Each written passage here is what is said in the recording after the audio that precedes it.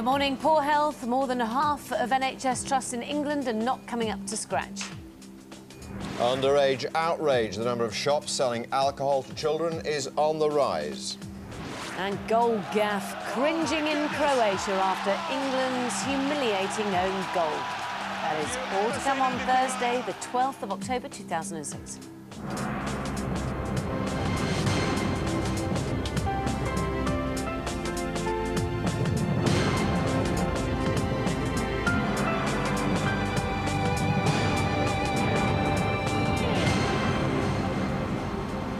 Hello, good morning. You're watching the News Hour on GMTV. It's just gone 6 o'clock and we'll have more on those stories in the next hour. Also, more than 1,000 violent offences have been committed by prisoners who've been let out on tags. But with our jails at bursting point, what can we do with criminals? And we'll go to work on an egg, testing out a cracking invention that will boil your breakfast without using water. But will it be boiling today? Claire can tell us. Hello, good morning. We're seeing one or two showers, particularly across Scotland, Wales and the West Country today. Rather windy across the far northwest of Scotland. Elsewhere, it's a much better day than yesterday. Yesterday, we saw horrendous conditions with flash flooding, thunder and lightning and lots of rain. Today, it's a quiet morning and most of us will see sunshine through the morning and also the afternoon. The showers continuing through the afternoon, mostly light and patchy. And as you can see here, top temperatures still relatively warm, 15 to 18 Celsius. You may get a 20 somewhere, Penny. John. Oh, thank you very much, Claire. The success of the government's tagging scheme has been thrown into doubt after it was revealed that 1,000 violent crimes have been committed by offenders released early from jail with an electronic tag. Jonathan Swain is at Wandsworth Prison in South London. Jonathan.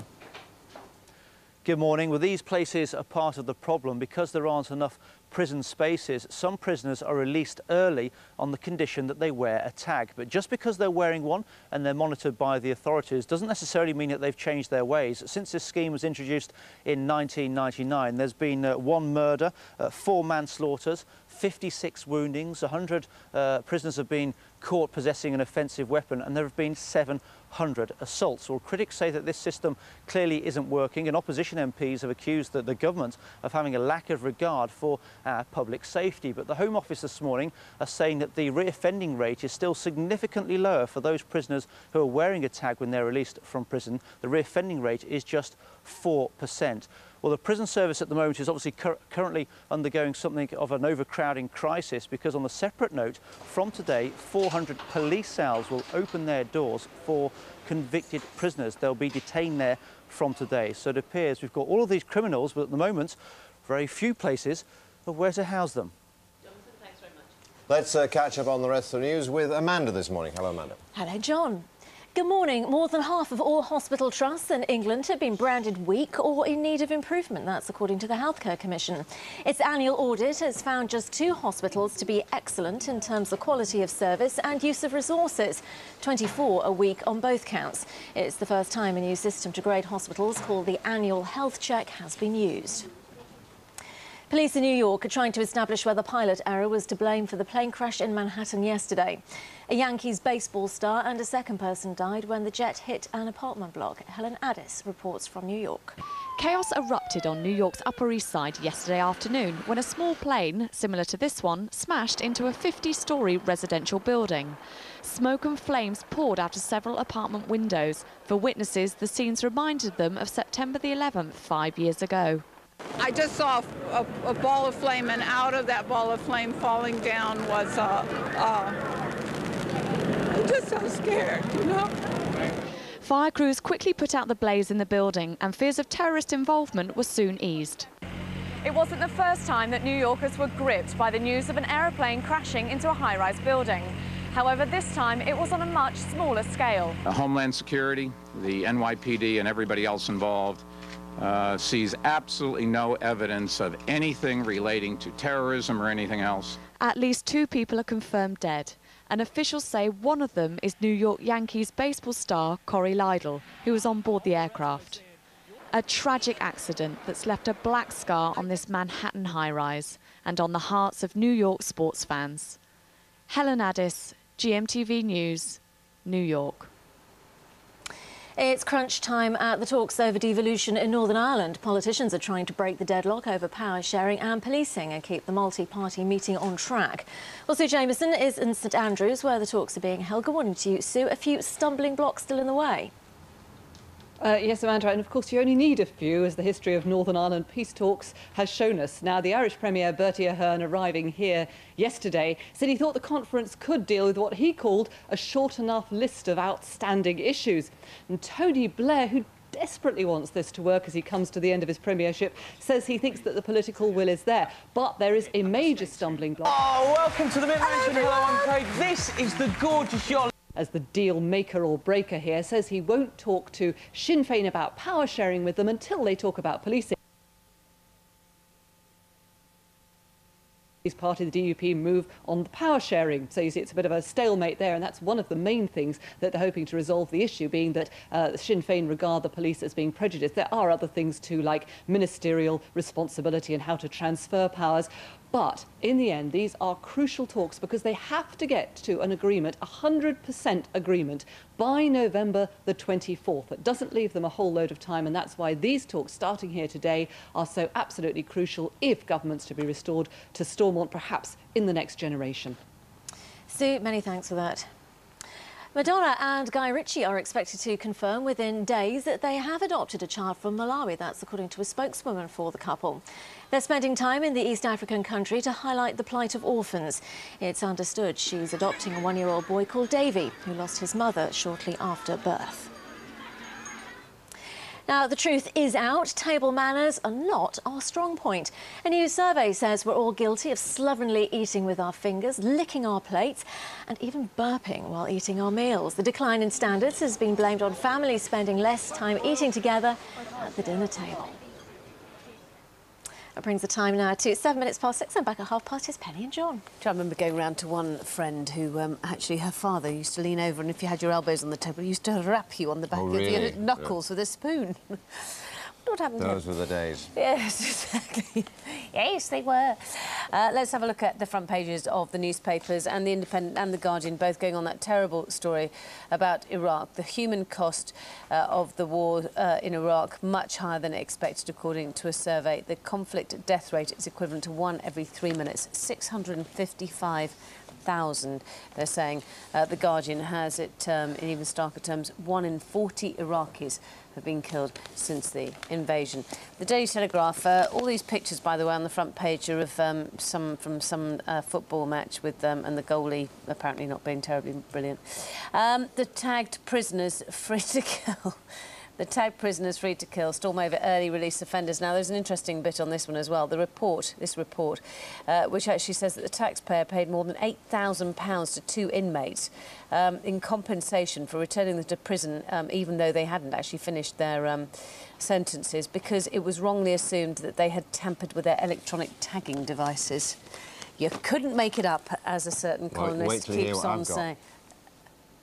In my papers. Oh, right. And the Times, race quotas are needed to end the divide in schools, it says.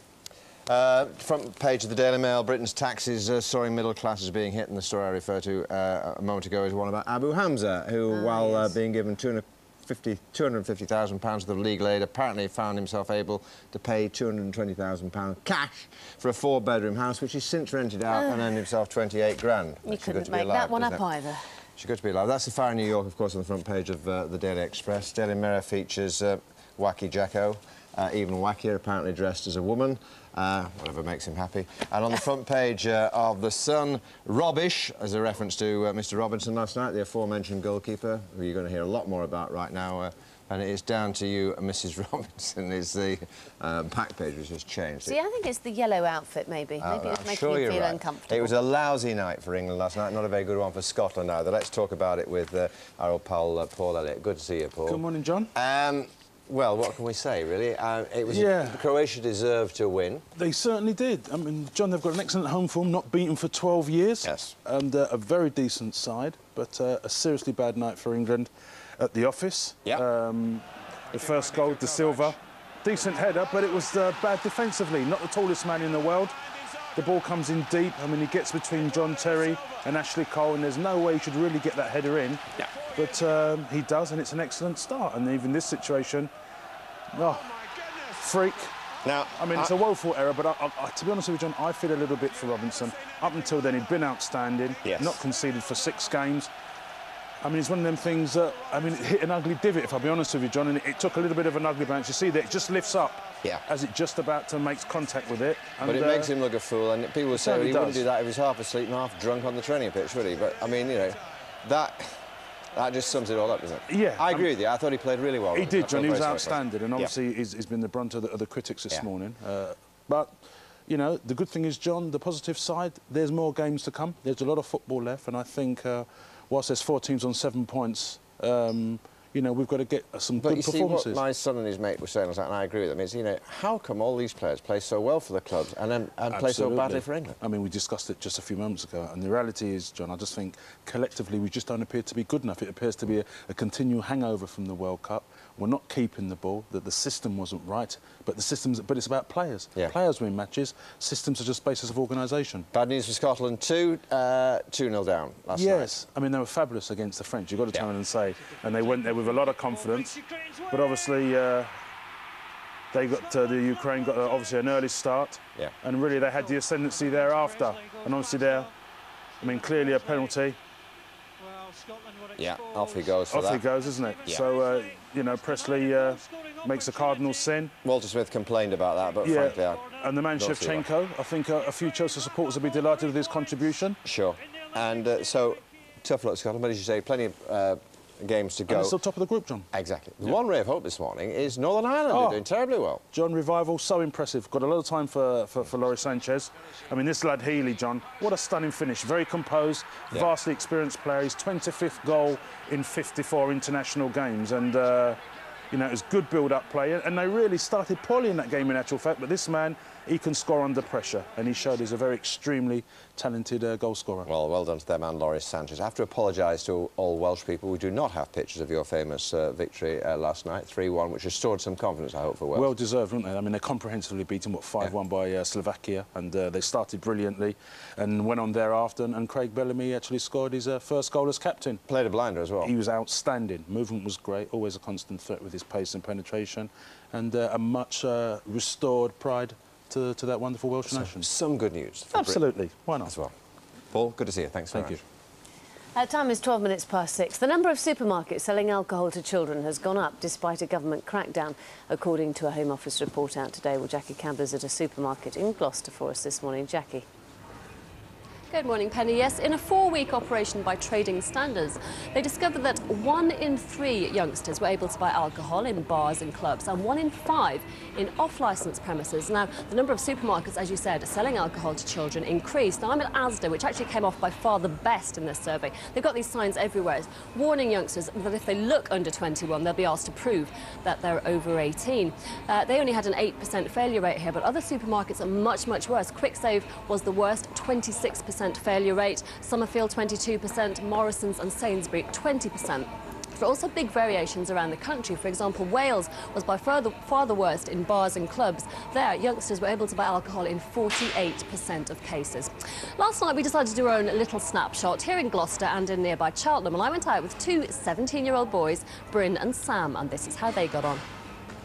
First, we sent the boys into bargain booze, but they were asked for ID and left empty-handed.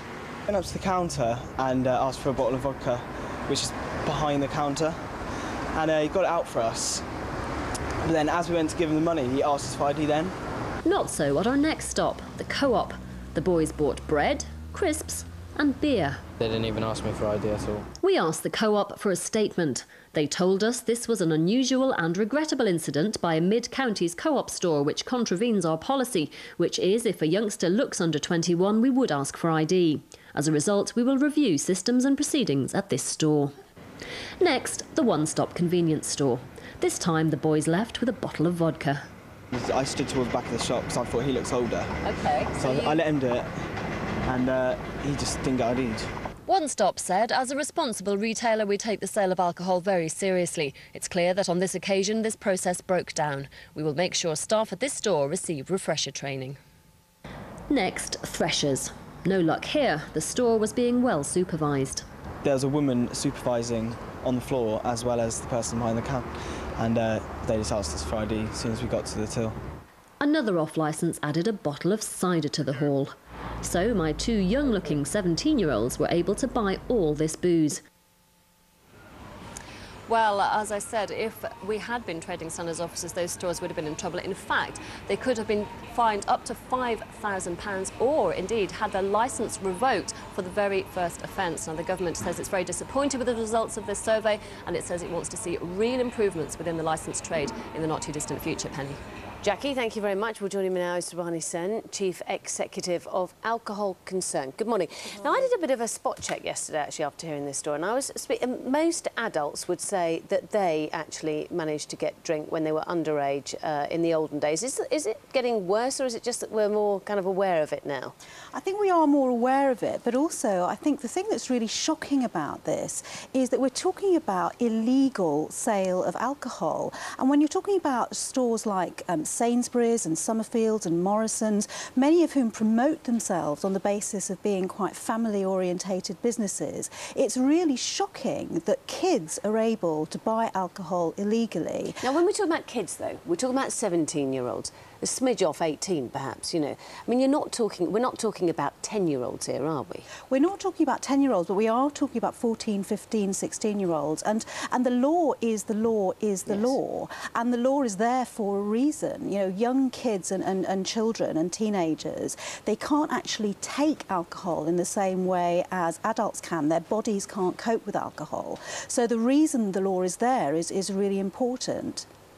Should it be compulsory to show ID cards at all stages, like it is in America, for example, where even people my vast age are asked to produce their ID cards? ID cards would be a good idea, and there are various schemes that are currently available which produce bona fide ID, which 18-year-olds can use to buy alcohol. And that's absolutely fine, but it's a lot more than that. Supermarkets, pubs, bars, they need to take their responsibilities seriously. They need to check ID, but they also need to make sure that their staff are trained, that they've got proper disciplinary processes in place if their staff are actually breaking the law. Mind you, they actually tackle it. Mind you, when you talk about tackling it, some youths are quite scary looking, no matter that they're sort of 15, 14, 15, 16, 17.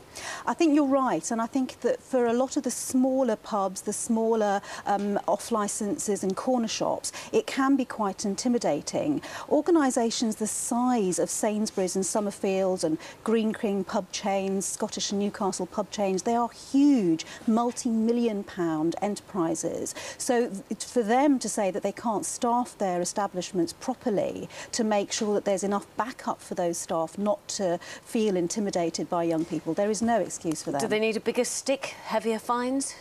Well, there are actually quite a lot of powers in place at the moment, and one of the things that's really good is that the police are using those powers more.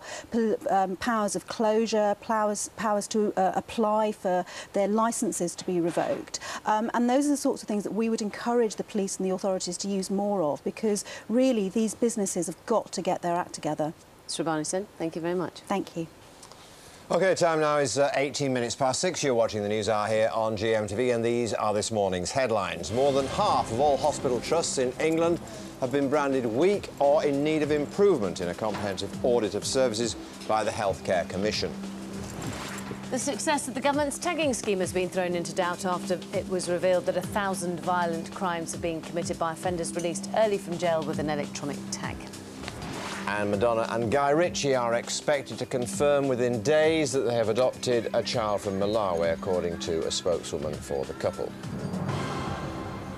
Why they can't confirm it now is a mystery to me, is maybe a mystery to you. Simple question, really. Yes or no is the answer. Anyway, let's move on to our top story. More than half of the 570 NHS trusts across England are branded as weak or just fair in a damning report by a health watchdog. It's the first time a new system to grade hospitals has been used, and just 2 in the country are ranked as excellent. Doesn't sound good, does it? Well, with me now, the Shadow Health Secretary, Andrew Lansley. Andrew, good morning to you. Good morning, John. In fairness to those hospitals who have staff who do, in the main, a great job, as I'm sure you would agree, the government would argue that one of the reasons this sounds so grim is that the criteria for marking them, as it were, has been increased, and therefore the general standard has been risen. Well, it does need to be a tough measure. There's no point having a measure where everybody is treated as good and you can't actually tell where the relative levels of service are. But I think actually, as compared to the past, if you remember, there used to be a star rating system, and it's perfectly clear now that that star rating system never gave us anything like a decent measure of the quality of the service that was being provided. I mean, there's a number of things in this document. It's the first year of this, so clearly there's going to be a bit of time to find out how successful it is at measuring things. I mean, for example, in my own constituency, Papworth Hospital, people across the country know of it as a world centre of excellence for cardiothoracic surgery. On quality of services, it gets fair, which is actually not a strong rating. So we need to kind of be fair about this. Sure. As I understand it, this survey or this audit actually doesn't actually measure like how good a doctor is at doing a particular surgery. It measures whether there's a system in place to make that possible without breaking the bank. And if you look at somewhere like Papworth, you can see there are questions like how good they are at coding the ethnicity of patients. They're not very good at that. But then there's something else that says they weren't very good at readmitting patients within 28 days if their operation were cancelled, which actually is rather important. So some things are important, other things to patients perhaps are less so. Tell me why, as a patient, I should care about this, because it's difficult for me to have to get something to sort of grab onto and say, well, that means that hospital's good, that means that hospital's bad. Yes. Well, I think actually from the patient's point of view, the thing that is most important in this is that there's a whole measure called how well do they use our resources. And 9 out of 10 of the primary care trusts are only fair or weak on that, and a large proportion of them are weak. Now, that actually means that what this is really highlighting now, in that respect, is that our resources are not being well used by these trusts in the National Health Service. And that, I think we really ought to be very concerned. And it can be argued that if you're not financially managing a place well, then eventually patient care will suffer. Exactly. We're not suggesting it does at the minute. And frankly, it's not just patients, it's staff in the NHS should be concerned about that. The quality of management of finances in the National Health Service is poor, and this report does actually highlight that strongly. Now, your boss, David Cameron, said last week at the Tory Party conference, I was there, you were there, he said, I'm not going to meddle with the NHS, only three letters, that's all I care about, NHS, I use it all the time. He says, I'm not going to meddle with it. So what would you do about this? Or this sort of audit, would you keep it? This is exactly the sort of thing you do need, because the Healthcare Commission are independent. And as David and I said on Monday, independence in the service we do need. You don't give the National Health Service £100 billion and say, get on with it, and we're not going to measure how well you do. But it has to be done independently. The old star ratings were run by ministers.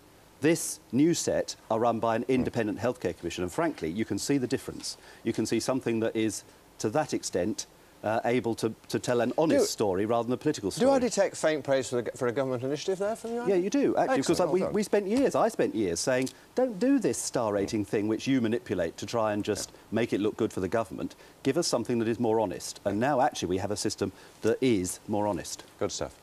Good to hear from you. Thanks so much indeed, Andrew. And you can find out how your local hospital fared by logging on to our website, gm.tv. Actually, there's a new book about Wrinkly's wit and wisdom, and I just noticed that Tom Baker says... Are we in it?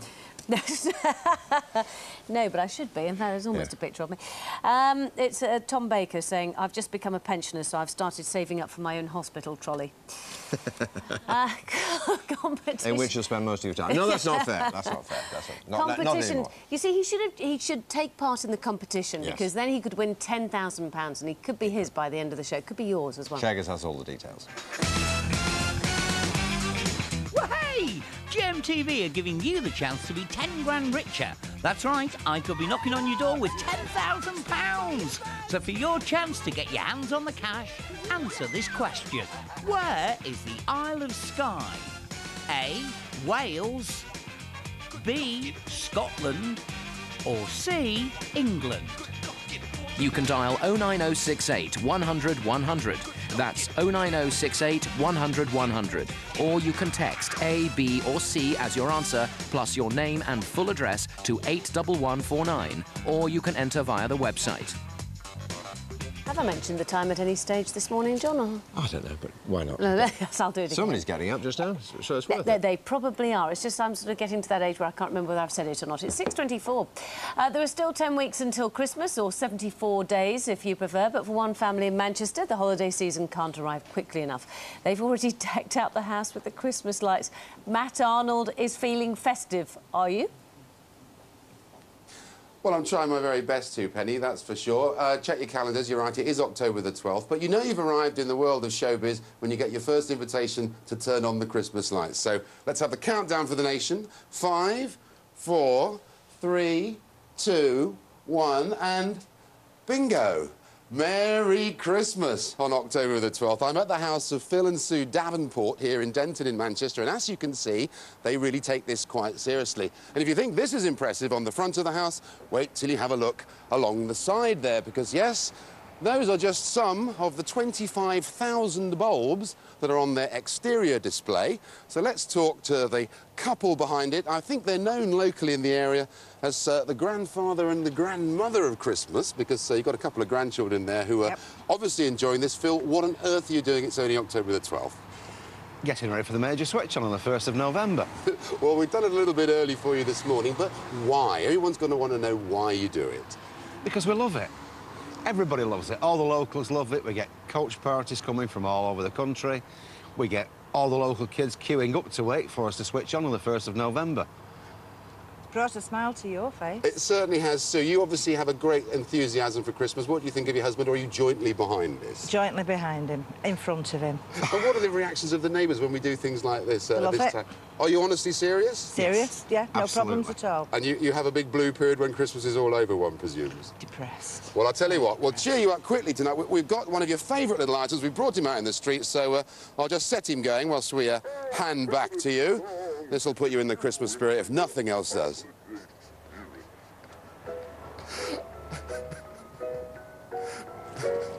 You see, I'm sorry, Matt. Thank you very much, but I think it's wrong. I think it's wrong to be thinking of Christmas in October, particularly when it's 185 degrees outside and we're all basking. Yes. Yes. Well, no, I agree. I agree. Tell them some more jokes about the just one more from the Wrinkly's Wit and Wisdom. We like Bruce Forsyth. I'm so old I daren't even buy green bananas. Good joke. In the Express, a story about the nation's manners. Apparently we don't have any anymore. Most Britons have become slobs at mealtimes, says the Express, and good table manners like not talking with your mouth full and not eating with fingers have been abandoned. There's some amazing statistics. And 73% of people now holding their forks in their right hands. That's right. Mind you, the weird thing is that in America it's considered rude to use your left hand for your fork. Yes, well, that's America.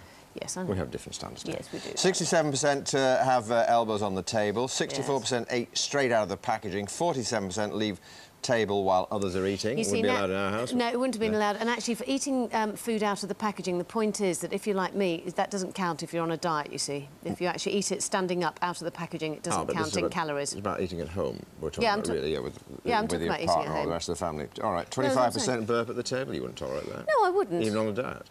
No, diet or not, it wouldn't be acceptable. And no, although in certain countries, of course, that's considered to be the sign of having had a good meal and a kind of a major thank you. Tell us your thoughts on that and some of the manners or worst manners you've experienced. 81189, yes, gm.tv.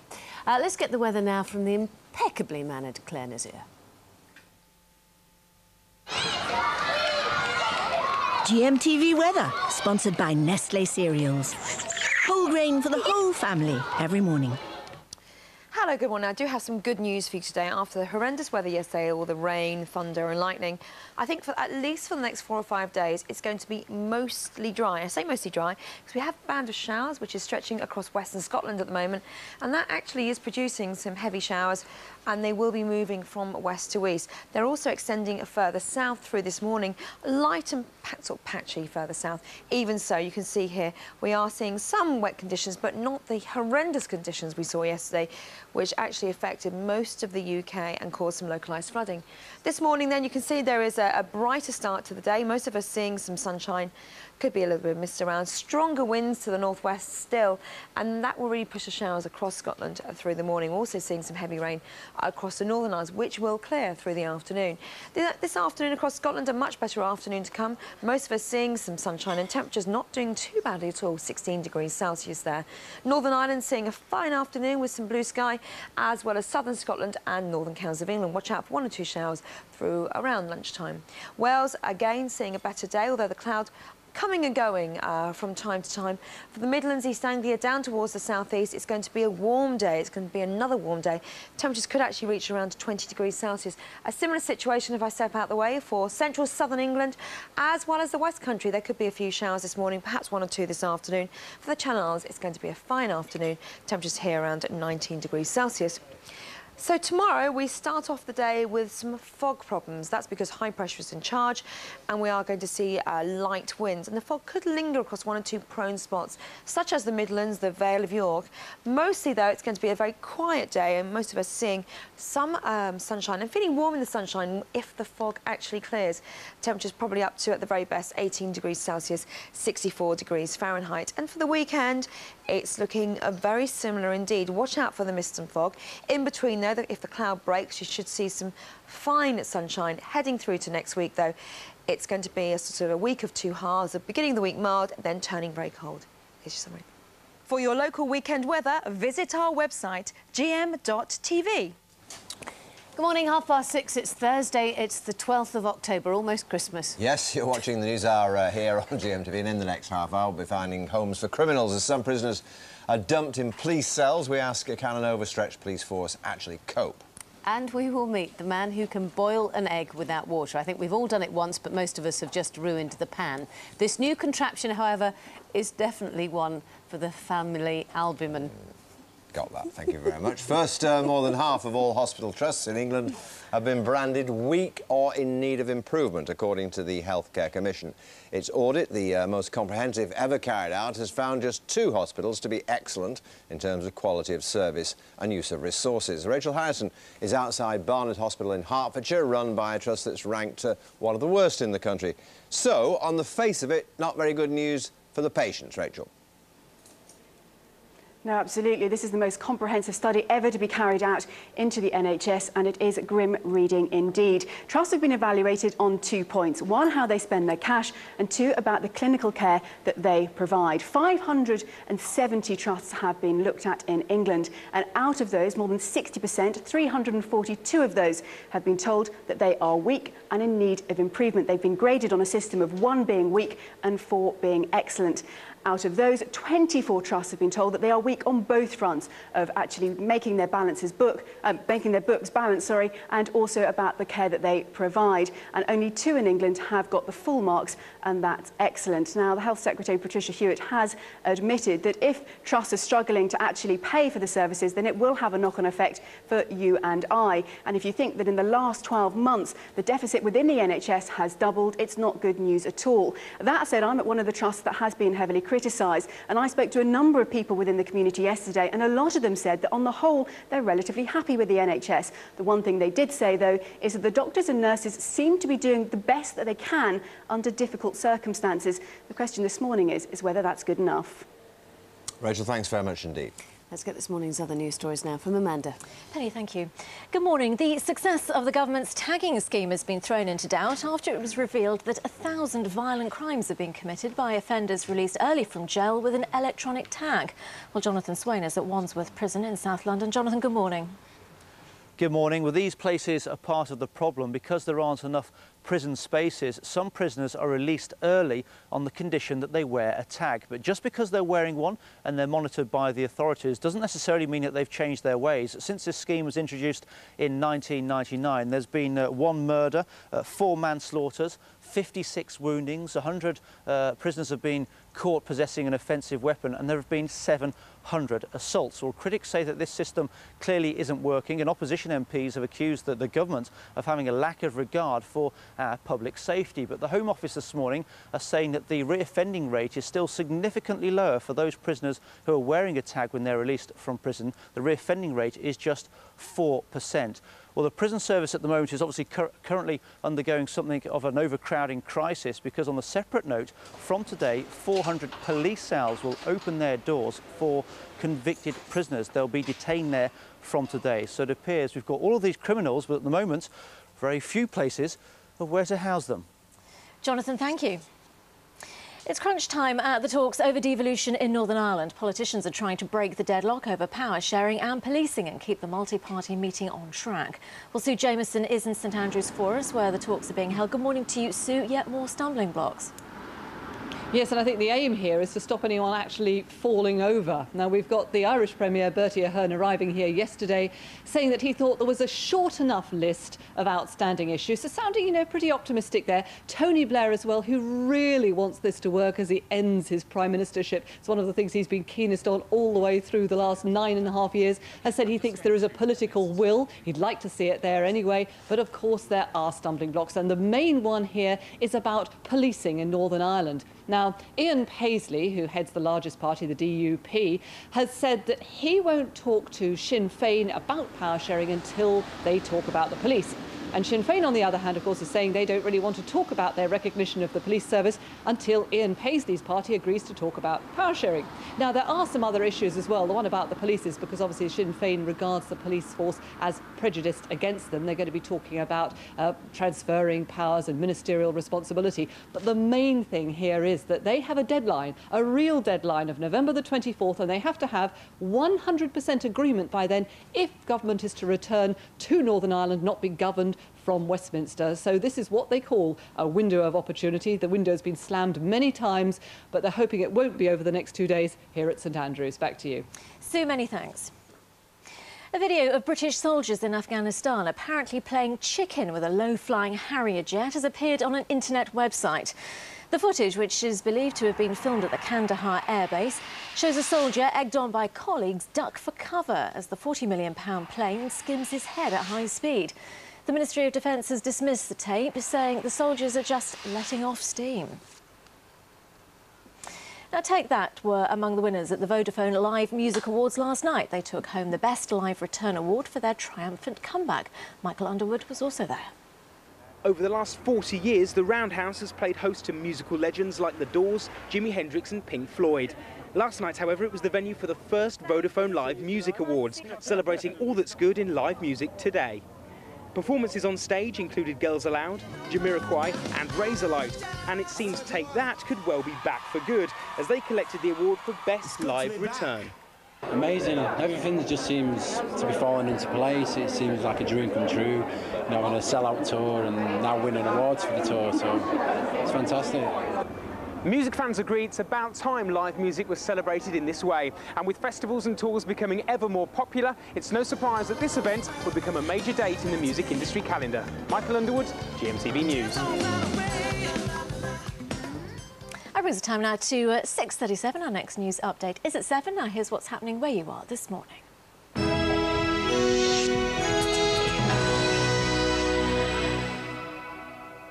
Good morning and welcome to the Breakfast News from ITV Granada.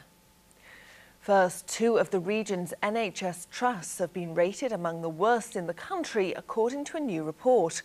The Healthcare Commission has classed Mid Cheshire Hospital's NHS Trust, which runs Leighton Hospital in Crewe and Northwich Victoria Hospital, as weak, the worst a trust can be. Earlier this year, it was revealed 250 jobs were likely to be lost after the Trust predicted an £11 million shortfall. East Cheshire PCT has also been classed as weak. Residents in Rochdale, opposed to the closure of the Accident and Emergency Unit at the town's hospital, have been lobbying councillors. Campaigners gathered outside the town hall last night to show their opposition to the proposals. The Pennine Acute Trust plans to shut it down, meaning patients would have to travel to Oldham instead. The hospital's maternity unit also faces closure. Let's be united as one council in the fight for our hospital services. 5 years ago with 2 hospitals, now we're going to get half a hospital, which won't be adequate to serve this population. It emerged that a passenger plane about to land at Manchester Airport nearly crashed after its crew failed to notice it was dangerously close to the ground. The incident took place on a Euromanx flight from the Isle of Man last year. The crew only noticed the problem when an onboard warning system was activated. The Air Accident Investigation Branch has recommended the airline's procedures be reviewed. Commonwealth Games medalist Emma Jones is to present a cheque for £12,000 to the hospital which nursed her back to health after a hit-and-run incident. Emma won her bronze medal in cycling just months after breaking her back. She set up the Emma's Spinal Hope charity to fund research at Salford Hospital following the excellent care she received. Ian Botham's in Liverpool today as part of his latest charity walk. The former cricketer's raising cash to beat leukemia and teenage cancer. Botham's Mammoth Walk began in Belfast on Monday and is taking in 17 cities in 9 days. Yesterday, he was joined by a number of local celebrities as he passed through Manchester. His journey ends in London next Tuesday. That's it for now. I'm back at 7:05. Time now for a look at the region's weather. Relief for dry, chapped hands when they need it most. Nivea Hand SOS Intensive Balm. Sunny spells and cloud this morning, which could give some light showers. This afternoon, the cloud will break to give longer spells of sunshine, temperatures reaching 17 Celsius.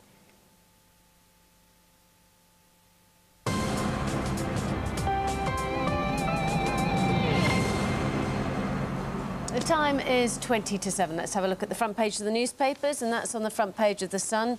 A football match, apparently, which wasn't very good. Only just. Yeah. Match is probably not the appropriate word. We were no match, yes. Really? OK. We could have lost about 4-0.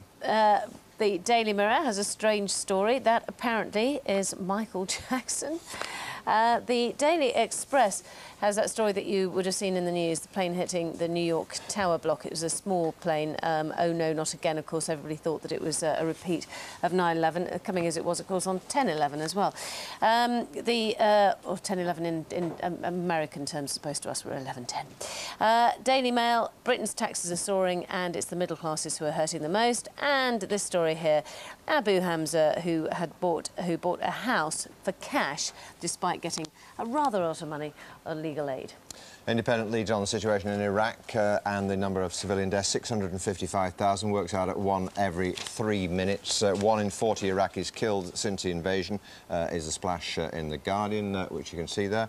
The Times has a story about race quotas needed to end divide in schools, is their main story. And on the front page of The Telegraph, interesting story about tagged prisoners in the last 7 years, I should stress, committing 1,000 violent crimes. Of course, those prisoners are released on tags to try and ease conditions in the jails. And from today, emergency measures to tackle overcrowding in prisons. We'll see police cells being used to hold inmates. The first time it's happened in 4 years, and Kate Evans looks at the background.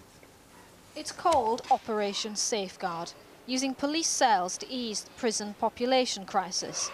This weekend, there were 79,843 inmates in jails in England and Wales. That's an all-time record. It meant that theoretically there were just 125 prison places left. The use of police cells will create up to 500 extra places. Another 550 will become available in the next few months in a former secure hospital and an ex-army barracks. In addition to this, 2 women's prisons will be able to take some male prisoners. And more controversially, the government is also offering financial help to foreign prisoners who agree to serve their sentences in their home countries. Well, lots to talk about there. Alan Gordon's Vice Chair of the Police Federation. He joins me now. First and foremost, your reaction and the reaction of your members, the police officers who are out on the streets looking after us all, to this notion of looking after prisoners in the police cells. Well, it's not ideal. I mean, police cells are not designed for the long-term detention of prisoners who should otherwise be in prison establishments.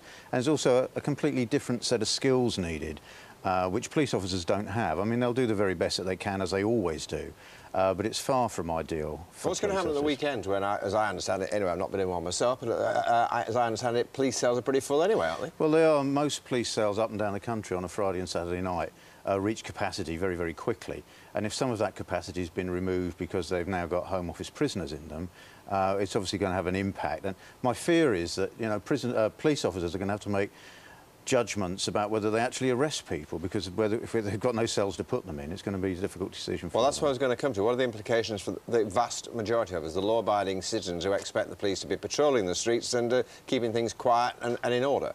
Well, I think there are going to be implications. Unfortunately, the police service is locked in a dispute at the moment over pay. ACPO, the Chief Police Officers Association, have made it clear that the staffing of these cells is going to be done by police officers on overtime. We've yet to see whether officers are going to be that willing to work overtime, because they are very disillusioned over the fact the government are interfering in their annual pay So they rise. can't be forced to? Well, they can be forced to, but of course it's far better to have volunteers, far more you know, to have a willing horse, but yes, they can be forced to. What's your reaction to this notion, controversial notion, that we're going to pay foreign prisoners up to £2.5 grand to go away, to go back home?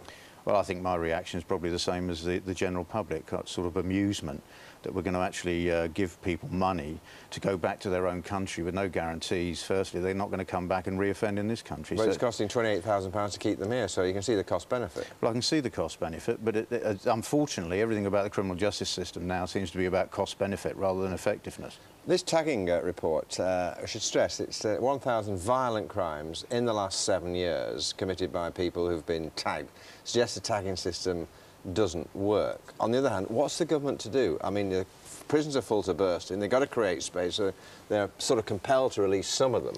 Well, they are compelled, although, of course, the government are saying that our prisons are full. They've been warned for years that we were reaching a crisis with the prison population. One of the alternatives that no one seems to have considered really is building new prisons. And my fear is that our ability to sentence people and deal with criminals is now being dictated by prison capacity rather than the seriousness of the crime. So it's going to take years to build. Well, it is, because they've ignored the warnings. It is now going to take years. But, of course, if they'd started a building programme many years ago, we wouldn't be in this mess now. Interesting to hear the views of people back home to all those notions. Prisoners being put in police cells, paying foreign prisoners to go home, and the tagging situation as well. Let us know your thoughts. 81189. Alan Gordon from the Police Federation. Thanks very much indeed. Thank you. It's 6:45. You're watching the News Hour on GMTV. This morning's headlines: more than half of all hospital trusts in England have been branded weak or in need of improvement in a comprehensive audit of services by the Healthcare Commission. Police in New York are trying to establish whether pilot error was to blame for the light plane crash in Manhattan yesterday, which killed the Yankees baseball star Corey Liddell. And a video of British soldiers in Afghanistan apparently playing chicken with a low-flying Harrier jet has appeared on an internet website.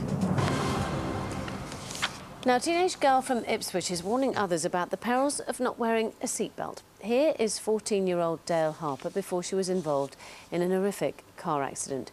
We just need to warn you that the next picture, the picture we're just about to show you, is shocking because this is Dale after the accident. She wasn't wearing a seatbelt in the back of a car when it crashed. Well, Dale's mum, Joanna David, joins us now from her home in Ipswich. Good morning, Joanne.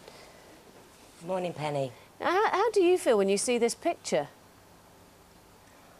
Oh, I just feel sick. It was awful. But it was her choice, wasn't it, that it was shown? It was, yeah. Because she wants to warn people about the perils of not actually wearing a seatbelt. How is she at the moment? She's doing great. She's been transferred from Addenbrooke's back to Ipswich. That was yesterday afternoon. And she's up, she's walking about, talking. She's doing really well, amazed everybody. And that is amazing, isn't it? Because she was very badly injured. Tell us what happened to her. She had 3 bleeds on her brain, a fractured skull, a fractured neck, numerous lacerations. She had to have 2 operations on her brain. Yeah, she's just a very, very lucky girl. And doctors actually had to put her into a coma, didn't they? Yeah, she was in a medically induced coma for 5 days, and they started to wake her up last Thursday. And what's the long-term prognosis? We're hoping that she's going to make 100% recovery because she's recovered so quickly. It could take up to 2 years, but yeah, we're hoping that she's going to be 100% again. She's a very strong girl, isn't she? And she wants this this picture, as I said, to be shown as a warning to others. Why wasn't she wearing a seatbelt?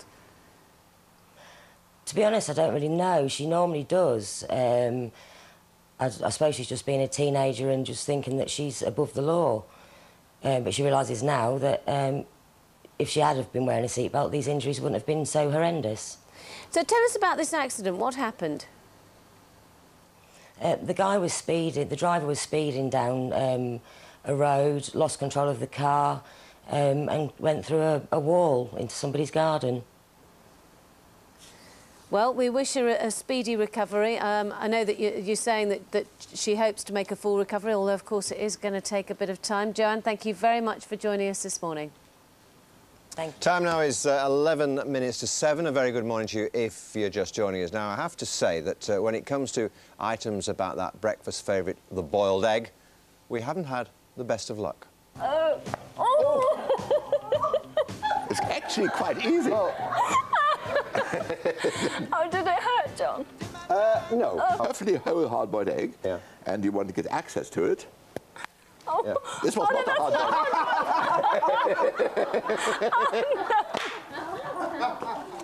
Oh, we are so sorry. That's all right. That is priceless. Yes, there I should are explain. so many people lining up to try that every morning. We should explain we were doing a little experiment. We thought that one of those eggs was hard, and of course we found out to our cost that it was not. Well, we're going to try again this morning, only this time the plan is to bring you the perfect boiled egg every time you want one. Yes, look at this gorgeous, gorgeous, gorgeous item, because this is the culinary conundrum that has baffled even the best chefs for decades. And this little item here, it looks a bit as if it's a bit skew-whiff. Is that all right there? It should be OK. Yeah. This... Oh, there we go. Oh. Now we'll explain all this in a tick, because we're joined by a man who says he's cracked it. Welcome, inventor Simon Rhymes, who, while he's at university, I think, Simon, yeah? Yeah, that's correct. Came up with this invention to make the perfectly boiled egg, right? Fingers crossed. OK. Without water? Without water. Now, we started this experiment a little while ago. Explain how your words are failing me. Your invention works. OK, well, by removing the water, the efficiency is greatly improved, because it means you haven't got to heat the water in the first place. So there's no water in this? So it's using a third of the power of conventional methods. And the bulb is literally lowered into position horizontal with these 4 upright halogen bulbs. Yes. Which reach a surface temperature of about 250 degrees within 3 seconds. Right, so obviously when it's operating, as it was earlier, those lights are on, creating heat. Exactly. Yeah. And it creates heat, and enough heat to boil the egg. Yep. And how long does it take to boil the egg with the benefit of those bulbs? At the moment, it takes around 6.5 minutes, but with a little bit of development, I think I can get that down to somewhere in the region of about 3 or 4. Right. Now, the crucial question for all boiled egg lovers, and I'm one of them, is what sort of egg does it create after 6 minutes? Is it a very hard-boiled egg? Is it a nice runny egg into which you can dip your soldiers? 6 minutes, I would call a standard egg, which for me is an egg which you can dip your soldiers in. The yolk is just starting to form solid around the outside. Is that one ready? Can we have a look at this one? I think that should be ready. And then we take the top off, don't we, first? Yeah, if we've got a spoon and a knife, we're ready to go. And doesn't this machine take the top off for you? It cuts the top perfectly. You just need to lift the... Can you do that for us? I can do that for you now. Well, watch this. We hope that this is one egg experiment that does actually work, unlike the last ones we've tried on. Well, nearly. We haven't quite got... Oh, is that what... Oh, no, it should happen that way. All right, I got it. So that comes off. This comes off like so. Now, we need to see that. Let's have a look. Whoa! Stomach crumbs. Very hot too. Is that a little hot, John? That's along with my other mistake was actually putting my fingers on an exhaust pipe of a car one day. But in the same way that's hot, this is too hot for me to lift with my hands if we've got a... so tissues, hold on a second, John. Any tissues down there? I can go for a soldier of bread. Maybe you can use a bit of a soldier. Here we go. Take it off. Just lift this mass up through 5 centimetres. That's an unusual use for a soldier. Yes. Tissues? Dropping that down onto the... Tissues? Is that helpful? No, it's all right. Go on, watch like this. so. What's supposed to happen now? There's an enclosed cutting ring around the inside of that perforating bell, which cuts through the shell perfectly, but not any of the egg. Right. So that when you slide the knife in there now, you can lift the shell off, leaving the entire egg on there. Yeah, if we've got a egg cut for me. Let's just be on your right-hand side. All right, brilliant. And a knife. Okay. It only does one egg at a time, I'm assuming. Yes. So if you've got 6 people... It does require a bit of patience, doesn't it? Not all the time, but fingers crossed. I see. Hey, very impressive. Yeah. So that now... There you are. And look at that. That's my kind of an egg. That's Penny's kind of an egg. Great. Yeah. No bits of shell just in the egg. demonstrate the soldier dip for me to make sure that we've got the... That is... Excellent. Look at that. Marvellous. Bravo, Simon. Well done. Excellent. Now, you're going to make a million out of this. It's quite a handsome little item, isn't it? Although it's very hot. How much is it going to cost if I want to buy one? Difficult to say at the moment, but in the same way that you can buy a toaster for £5 or £40, the technology will be adaptable to any range of appliances. There is competition on the market, isn't there? 3 or 4 others of a similar nature. Similar nature, but... Dragon's Den featured one, didn't they? He did, yeah. Yeah, and he got some money to do that. Yeah, which is always encouraging, but... Indeed. fingers crossed somebody will want to give me some money as well. Excellent. Well done. Very Thank you interesting, very much. and it does work. First egg experiment I've ever done that Hey, you worked. could have it with wild tomatoes. Apparently we're heading for the hottest October ever, and they've even got wild tomatoes growing by the side of the A2. How marvellous is that? You can do Fantastic. that. Just before we go, Thanks, Sam. one final line from the Wrinkly's Wit and Wisdom book. Harry Hill saying, I knew I was going bald when it took longer and longer to wash my face. That is it from us. Kate and Ben here next for GMTV Today. Yeah, Cheggers will be giving you the chance to win 10 grand and goodbye as many of these as you like. But first, it's the weather with Claire. Well done. Is that egg hot, then? It is, yes. So maybe I can eat that egg.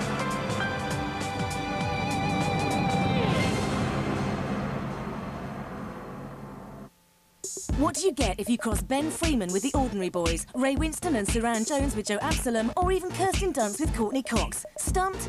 How about if we got Michael Underwood to record a new song with Andy Abraham and Ben and Jenny were also in the studio? It's a jam-packed entertainment today, that's what it is. Tomorrow on GMTV. Can I take a breath now? Did you just see the way he looked at you? I think he's going to ask you, you know. He's going to get booted out as a malingerer any second, you mark my words. This place used to run like clockwork under Mr. Carnegie's regime. It is rapidly becoming a shambles. The battle is far from over, Doctor. Now, please let us get on with our work. They see everything. He sees nothing. The Royal returns for a brand new series, Sunday at 8, ITV1. Great. Always look on the bright side of life. The South Bank Show reunites the Pythons. You're using coconuts. You're banging two halves of coconuts together. Well, you know, that still makes me laugh. As the musical Spamalot debuts in the UK. We were sort of seen as very irreverent and naughty and even wicked. The South Bank Show profiles Spamalot. Where nothing else is silly like this. Sunday, 11:10. ITV1. After a year's absence, 3 times Grammy Award winner John Legend is back, bigger and better than ever. John Legend, Monday on GMTV. GMTV weather, sponsored by Nestlé Cereals. Whole grain for the whole family, every morning. Hello, good morning. Now, I've got some good news for you. Yesterday, obviously, was a really bad day weather-wise. Lots of rain, great for the gardens, not so good for you or me, actually, battling with the wet conditions. Today is a slightly better day. In fact, for the next 4 or 5 days, remaining mostly dry. I say mostly because we've got a finger of cloud this morning, and that's actually producing some pretty heavy showers across western parts of Scotland. They will extend down towards northern England and Wales through the morning into the afternoon and then push across Scotland during the afternoon, and that means a drier end to the day than the morning. Even so, most places this morning seeing a dry start and also some sunshine. You can see here, still very breezy across the far northwest. Elsewhere, the cloud is broken and you are seeing a little bit of blue sky as the sun rises. Through the afternoon, then, those heavy showers will be moving right across the country. The Northern Isles seeing a better afternoon once that rain is cleared there. And you can see here, generally, it's going to be a fine afternoon. Watch out for the wind, though. The wind very strong coming in from the south. Temperatures then, respectively, up to around 15 or 16 Celsius.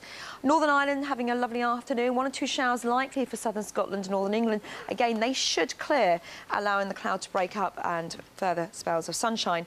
A similar situation for Wales. Again, the cloud coming and going through the day, but most of us seeing some bright condition right the way across the Midlands, East Anglia, down towards the southeast, where you can see temperatures could actually reach the dizzy heights of 18 or 19 Celsius, perhaps even a 20 somewhere. Central southern England seeing a fine afternoon as well, and a much better afternoon to come for the West Country, although there could just about be a shower, and temperatures here 18 or 19 Celsius. And then over the next few days, what's happening? Well, yeah, tomorrow is going to be a very quiet start to the day, and the problem we're going to face over the next few days is mist and fog. Due to the light winds mostly, the fog will be slow to clear because now it's October, the sun isn't very strong despite the fact we are having some high temperatures.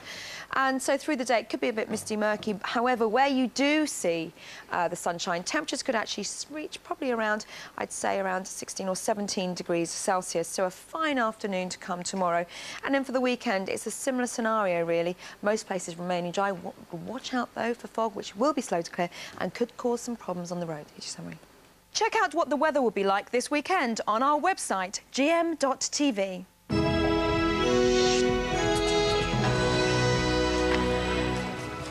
Good morning, Health Check. How good is your hospital? Because half of them in England just aren't up to scratch. Underage outrage. The number of supermarkets selling alcohol to children is on the rise. And I'm no monster. Mel Gibson speaks out about his drunken anti-Semitic outburst. That's all to come Thursday, the 12th of October, 2006.